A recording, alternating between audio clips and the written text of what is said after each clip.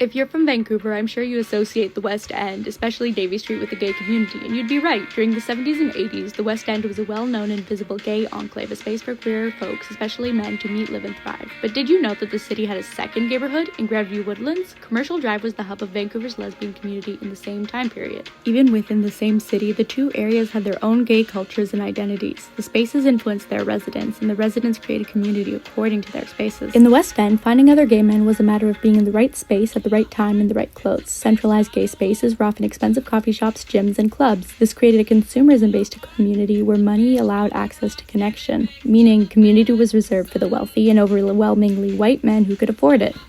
Basically, the West End wanted to keep its elite status with as little resistance to the norms that created that elite as possible. A cleanup of the area swept out sex workers over the course of a decade. The West End separated itself from the low-income and trans to fit in. On the east side of town was Grandview Woodlands. The people living in this neighborhood were largely working class, lower income, and often immigrants. Here, the community was formed by feminist and class solidarity, with many of the women and lesbians living in co-ops and depending on shared childcare services.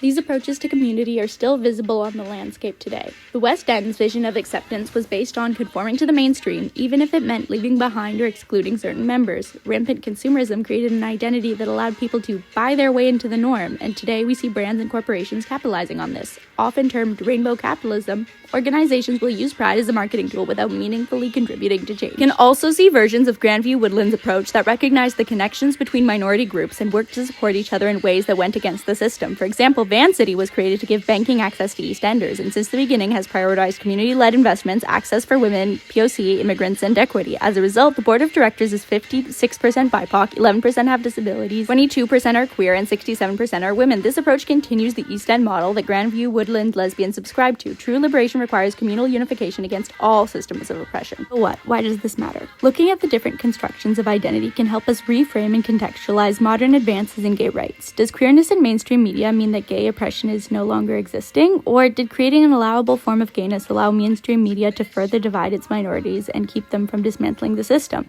This also highlights that while minorities are connected, being a minority does not stop someone from contributing to oppression. Well, how much do you think you're about spending here? $20. About $20. Go down to Super Value. Get a pork chop and fuck that.